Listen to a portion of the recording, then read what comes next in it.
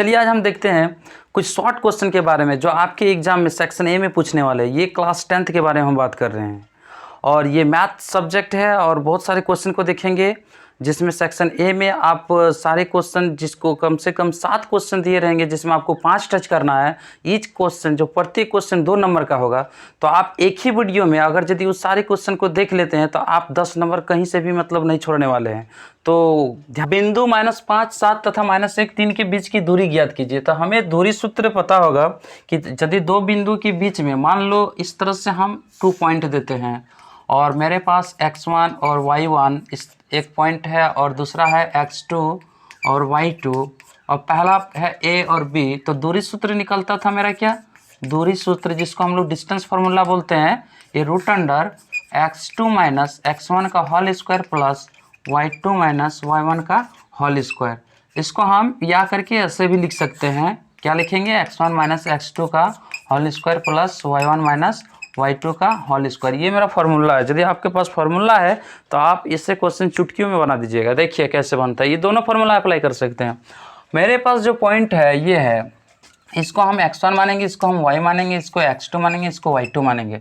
Formula में put करेंगे। यदि मान लेते ये दोनों बीच के बीच दूरी अगर ए बी है, नहीं मानिएगा तो भी कोई दिक्कत नहीं, हम लिखेंगे दूरी है ना, दूरी दोनों बिंदु के बीच में, तो क्या हो जाएगा, एक बार लिख लेते हैं फार्मूला, x2 - x1 का whole square plus y2 - y1 का होल स्क्वायर। इसमें पुट कर देंगे तो पुट करने से हमें क्या मिलेगा, x2 पहले लिखिए, चलिए -1 और माइनस, और यहाँ पे एक माइनस और आ रहा है इसलिए प्लस हो जाएगा, तो होल स्क्वायर प्लस y2 ये आपका 3 है और y1 -7 का होल स्क्वायर। और इस तरह से आपको क्या मिलेगा, 5 में 1 चला जाएगा तो 4 का स्क्वायर हो जाएगा और 3 में 7 जाएगा तो 7 में 3 -4 बचेगा का स्क्वायर। इस तरह से 4 का स्क्वायर यहाँ पे मिल रहा है 16 और इधर भी 4 4 16, तो ये कुल मिला के √अंडर 32। इसको हम ऐसे तोड़ सकते हैं, 16 × 2 32, और जो 16 टूटता है वो बाहर, जिसका वर्गमूल टूटता है वो बाहर हो जाता है, जिसका नहीं टूटता वो अंदर ही रहता है। तो ये आपका पहला नंबर का आंसर हो जाएगा। नेक्स्ट क्वेश्चन की बात करें तो क्वेश्चन इस तरह से है कि यदि sin a बराबर 3/4 हो तो cos a और tan a का मान ज्ञात कीजिए। देखिए इसमें क्या है कि आपको कुछ त्रिकोणमिति का फॉर्मूला याद रखना होगा।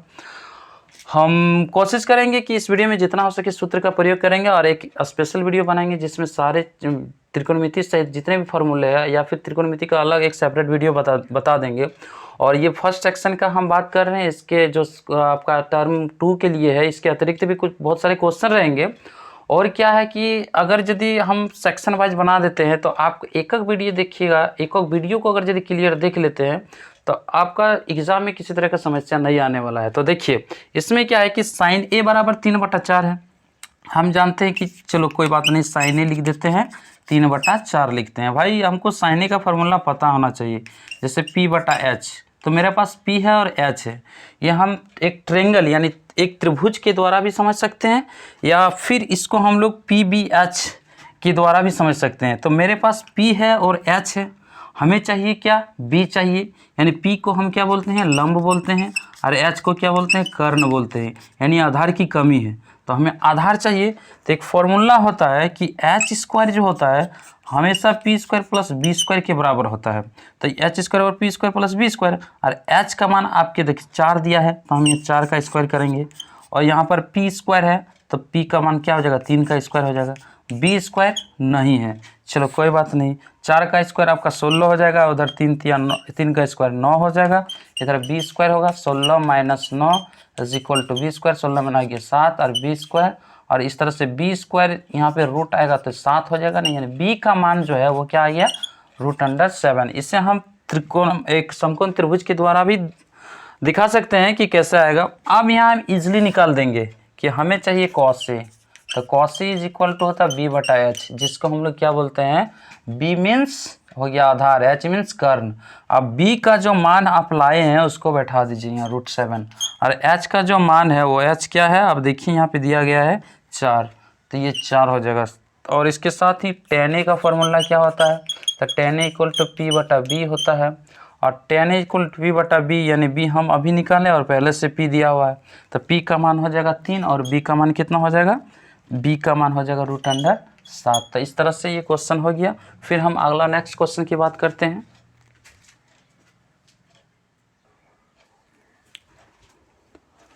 नेक्स्ट क्वेश्चन आपका इस प्रकार से है कि 2tan स्क्वायर 45 डिग्री। सबसे पहले हमें tan 45 का मान आना चाहिए, यानी त्रिकोणमिति का वो टेबल याद आना चाहिए। तो 2tan 45 डिग्री, देखिए 2 हो गया और tan 45 का मान 1 होता है, 1 का स्क्वायर करेंगे, प्लस कॉस स्क्वायर 30, तो 30 साइन कॉस, यानी जो 30 होता है इस स्क्वायर। अब इसमें क्या करना है कि इसको सॉल्व कर देना थोड़ा सा आगे बढ़ा के। तो ये इधर हो गया आपका 2, 1 का स्क्वायर यानी 2 हो जाएगा, और √3 का स्क्वायर तो 3/4, और यहाँ 3/4 ये भी, तो ये सेम है, प्लस माइनस कट जाएगा, यानी इसका जो आंसर आएगा वो 2 निकलेगा। इसमें नेक्स्ट क्वेश्चन 4 की बात करेंगे तो देखिए कि इसमें प्रूव्ड करना है कि ये जो क्वेश्चन दिया हुआ है LHS में, आपको दिखाना है कि RHS में 0 लाना है। आप कैसे लाइएगा, आप देखिए, आप इसमें से कोई भी एक चेंज कीजिए, चेंज करना पड़ेगा।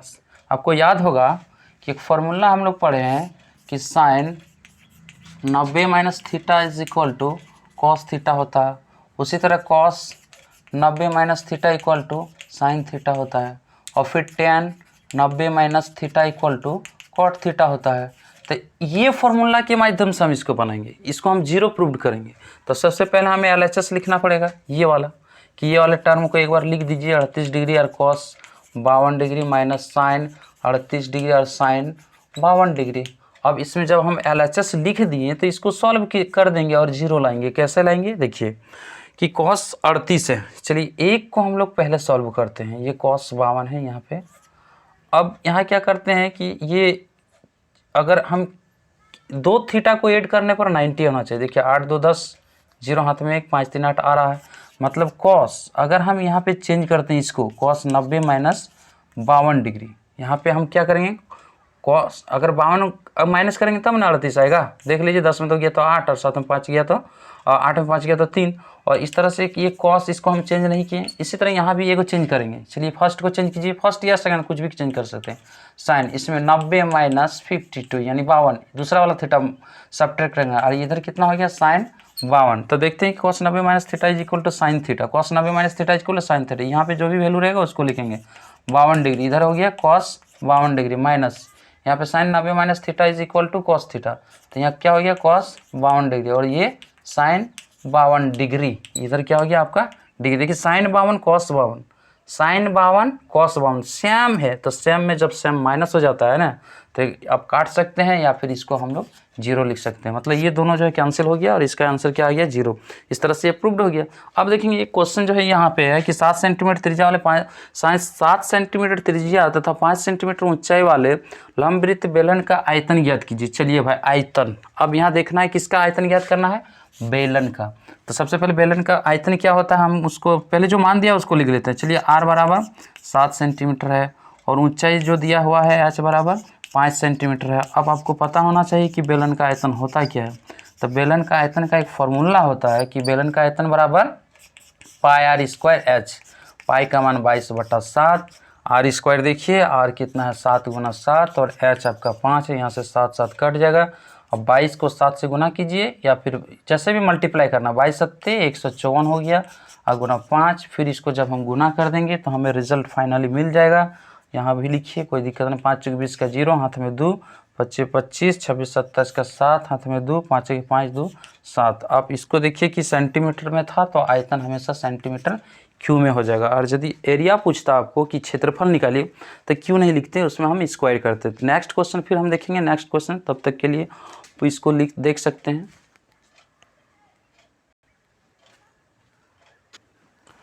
नेक्स्ट क्वेश्चन इस प्रकार से है कि देखिए आप माध्य माध्यिका तथा बहुलक के बीच का क्या संबंध है, मतलब इन तीनों के बीच में एक रिलेशनशिप होता है जो एक फार्मूला के द्वारा व्यक्त किया जाता है, उसको दिखाने बोल रहा था। इसका सीधा सीधी आंसर क्या हो जाएगा कि हम ऐसे इसको लिख सकते हैं 3 माध्यक इज इक्वल टू बहुलक प्लस 2 माध्य, 2 माध्य। या फिर यदि आप ऐसे लिखना चाहते हैं इसको कि हम तीनों को ऐसे दिखाना चाहते हैं कि बहुलक बराबर, तो सिंपली इसको हम बहुलक को पहले लिख देंगे, बहुलक इज इक्वल टू 3 माध्यक। देखिए इसको हम इधर ले आते हैं तो 3 माध्यक हो जाएगा, 3 माध्यक, और ये प्लस जो है 2 माध्य उधर जाके माइनस हो जाएगा, तो -2 माध्य। ऐसे भी दिखा सकते हैं आप, जिससे दिखा सकते हैं आपका मर्जी, ये जो है क्या है, रिलेशनशिप है ये तीनों के बीच में।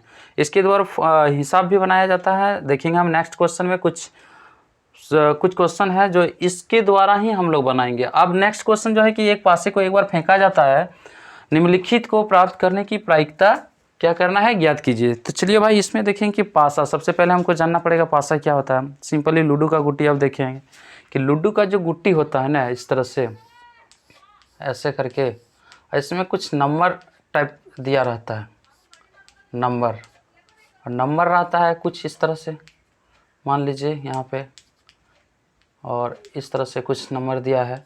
तो ये लूडो का गुट्टी यानी पासा हम इसको समझते हैं। इसमें पहले हम लोग जानेंगे कि कुल परिणाम होता है कितना है। तो इसमें कुल जो परिणाम होता है टोटल, यानी जिसको हम लोग बोलते हैं कुल परिणाम, कुल परिणाम। तो इसका कुल परिणाम जो होता है वो 6 तक होता है, 1 2 3 4 5 6, ये 6 तक होता है। अब यहाँ आपसे पूछा गया है कि एक विषम संख्या ज्ञात कीजिए। तो हम यहाँ एक नंबर की बात करें तो विषम संख्या जो है, विषम संख्या इन्हीं के बीच में देखेंगे कि एक है, एक 3 है, एक 5 है। तो विषम संख्या मेरा 1 3 5 हो गया, जिसको हम सिंपली क्या बोलते हैं, संभावित परिणाम बोलते हैं। क्या बोलते हैं, संभावित परिणाम। इसको हम लोग क्या देखिए, संभावित परिणाम यानी NE शॉर्टकट में। NE इज इक्वल टू कितना है, ये टोटल इसकी संख्या 3 है तो हम 3 लिखेंगे। अब देखेंगे इसमें कुल परिणाम क्या है। तो मेरा कुल परिणाम देख सकते हैं ऊपर में निकाला गया है कि कुल परिणाम को डिनोटेड बाय NS, ये कितना है 6 है, तो हम 6 लिखेंगे। अब प्रायिकता है कि कुल जो एक विषम संख्या की, तो विषम संख्या की प्रायिकता हम शॉर्टकट में प्रायिकता जो लिखते हैं PE is equal to NE/NS। इसका मतलब होता है कि प्रायिकता जो है आपका क्या हो गया, प्रायिकता, इसका एक फॉर्मूला होता है कि संभावित परिणाम बटे परिणामों की कुल संख्या, परिणामों की कुल संख्या, इससे हम डिनोट करते हैं, या फिर शॉर्ट में हम P बराबर NE/NS कहते हैं। अब यहाँ देखेंगे NE मेरा जो है वो कितना है, ये 3 है, NS कितना है तो 6 है। 3 से काटेंगे तो ये 2 बार में कट जाएगा, तो 1/2 इसका आंसर आ जाएगा।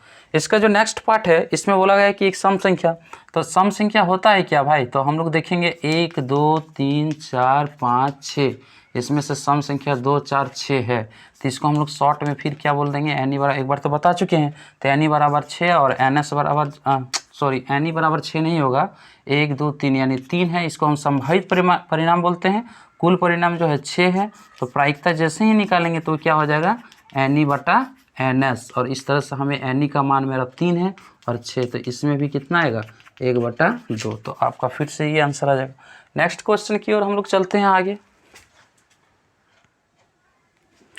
ये क्वेश्चन इस प्रकार से है कि देखिए, बिंदु AB और -A-B के बीच की दूरी ज्ञात कीजिए। ये बहुत ही इंपॉर्टेंट क्वेश्चन है, हो सकता है आपके परीक्षा में आ भी सकता है, तो आप बिल्कुल ध्यान दीजिए ऐसे प्रश्नों के बारे में। सेक्शन A में जो भी क्वेश्चन है छोड़िए मत, क्योंकि उसमें से 10 नंबर आपको तुरंत आ जाएगा। बस एक बार बढ़िया से अध्ययन कीजिए, घर में बैठ के कुछ टाइम बचा हुआ आपके लिए, एग्ज़ाम बहुत ही नज़दीक है, तो सारे फार्मूला, सारे जो भी सेक्शन A में प्रश्न पूछने वाले हैं एकदम छोटा छोटा क्वेश्चन रहेगा, और ईच क्वेश्चन 2 नंबर मिलने वाला है। 7 क्वेश्चन जिसमें 5 को आपको बनाना है अनिवार्य। तो देखिए इसमें क्या है कि AB तथा -A-B के बीच की दूरी ज्ञात कीजिए। तो AB देखिए, सबसे पहले एक हम लाइन खींचते हैं। इसमें क्या, पहला जो पॉइंट मेरा AB है और दूसरा है -A-B, इसके बीच में हमें डिस्टेंस निकालना है। चलो हम इसको AB मान लेते हैं, तो दूरी AB निकाल सकते हैं।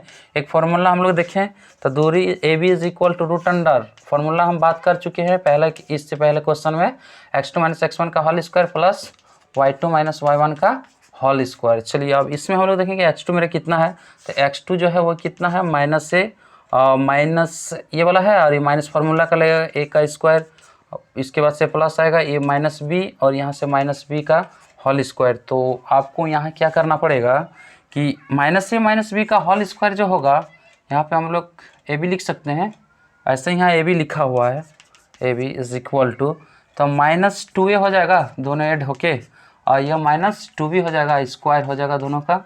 अब यहाँ हम लोग देख सकते हैं कि AB का जो वैल्यू आ रहा है, -2 का स्क्वायर करेंगे कितना होगा जी, 4 a का a स्क्वायर, यहाँ पे -2b है, -2b, तो ये भी 4b स्क्वायर होगा। अब यहाँ हम लोग देखेंगे 4 कॉमन ले लेंगे तो a square plus b square, अब 4 का रूट टूटा तो बनेगा कितना 2, और ये इसके अंदर तो नहीं टूटा है ना, तो ये ब्रैकेट के अंदर में ही रहेगा a square plus B square. तो ये आपका रिजल्ट हो जाएगा। इसके बाद वाला क्वेश्चन जो है इस तरह से 15 cot a बराबर 8 है, तो cos a का मान क्या होगा। तो अब देखिए यहाँ पे डायरेक्ट दे दिया, आपको सिंपली क्या करना है कि cot a is equal to 8/15, cot a equal to 8/15 लिखना है और cos a का मान निकाल देना है। तो अभी इस तरह का क्वेश्चन बनाइए। cot a का फॉर्मूला क्या होता है b/p, जिसको हम लोग क्या बोलते हैं आधार बटा लंब। क्या बोलते हैं आधार बटा लंब। अब इसको हम ट्रेंगल की सहायता से भी देख सकते हैं। कैसे देख सकते हैं, देखिए ट्रेंगल इस तरह से हम बना सकते हैं या फिर डायरेक्ट हम एच, चलो डायरेक्ट निकालते हैं एच, इसको हम लोग कर्ण बोलते हैं। कर्ण एच इक्वल टू क्या होता है under root P square plus B square. यदि हम इसमें स्क्वायर देंगे तो इसमें रूट होगा नहीं, इसलिए हम डायरेक्ट क्या किए उसमें रूट बना दिए। अब पी स्क्वायर जो मेरा मान है, पी का मान 15 है, अब यहाँ से हम 15 का स्क्वायर लिखेंगे और बी का मान 8 है तो 8 का स्क्वायर करेंगे। अब 15 का स्क्वायर कितना होता है जी, तो 225 होता है, 8 का 64 होता है। अभी सबको जोड़ देंगे, जोड़ देंगे तो क्या मिलेगा हमको, यहाँ किसका मान निकाल रहे हैं हम, एच का मान निकाल रहे हैं कर्ण। तो एच का मान क्या निकल के आएगा, तो देखिए 5 4 9 हो जाएगा, 6 2 8 होगा और इधर आपका हो जाएगा 289। तो याद कीजिए कि किसका ये वर्गमूल होता है, किसका वर्गमूल ये होता है, ए है तो फिर ए कहाँ से आ रहा है। तो इसके लिए एक ट्रेंगल हम समझ सकते हैं, ट्रेंगल के द्वारा इसको इस तरह से, ये ए है मेरा, ये बी है, ये सी, यहाँ पे राइट एंगल बन रहा है। ए से हम देखेंगे, ए से देखेंगे तो इसके लिए क्या हो जाएगा cot a का फॉर्मूला, तो b/p। तो ए से देखेंगे तो ये मेरा p है, ये b है, तो p का मान कितना हो जाएगा, अब 15 हो जाएगा, और b का मान कितना हो जाएगा, b इज इक्वल टू 8 हो जाएगा।